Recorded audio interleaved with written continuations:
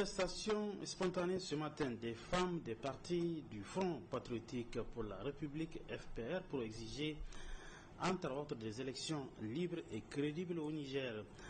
Occasion pour ces femmes de rendre publique une déclaration dont je pose suivre un extrait. Elle est lue par Rabi Arzika. Dans la plupart des bureaux de vote, les listes électorales n'ont pas été affichées pour permettre aux électeurs de formuler des réclamations, ce qui est tout à fait contraire à la loi électorale.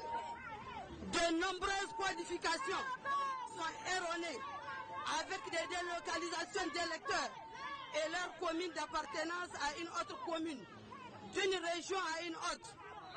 Il existe des ajouts non justifiés d'électeurs dans plusieurs bureaux de vote. Des populations non nigériennes venues des pays voisins, réfugiés et déplacés ont été recensés comme électrices. L'exemple de la commune de Bosso est révélateur à plus d'un titre de ces manquements graves. Plusieurs villages n'ont pas été recensés, à plus forte raison être enrôlés sur la liste électorale.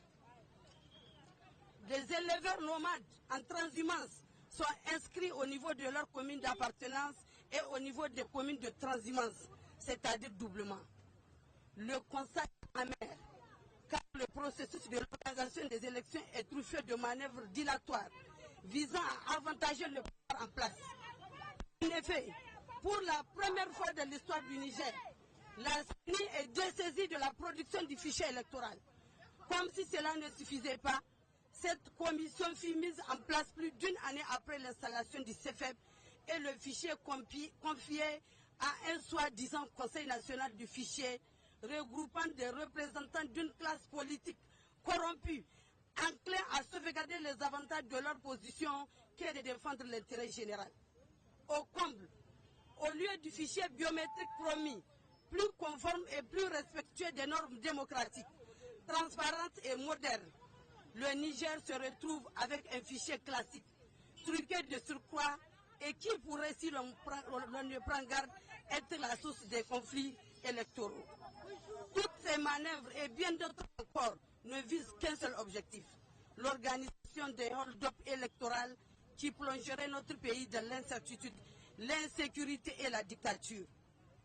Du haut de cette tribune, nous disons haut et fort qu'aucune manœuvre attentatoire à la démocratie et aux libertés fondamentales, aucun soi-disant consensus politique obtenu au sein d'un CNDP instrumentalisé par le pouvoir ne saurait nous faire accepter l'organisation des élections sur la base d'un fichier non crédible, non fiable et non consensuel.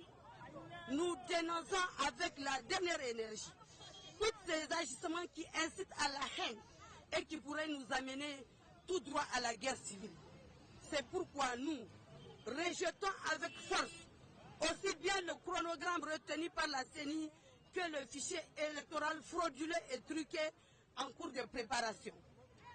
Exigeons la reprise du fichier électoral et le retour au chronogramme conforme à la loi qui favorisait la démocratie de proximité. Exigeons des autorités de la 7e République la création des conditions d'apaisement d'un climat politique et social actuel en vue de la tenue d'élections libres, inclusives, démocratiques, transparentes, justes et apaisées.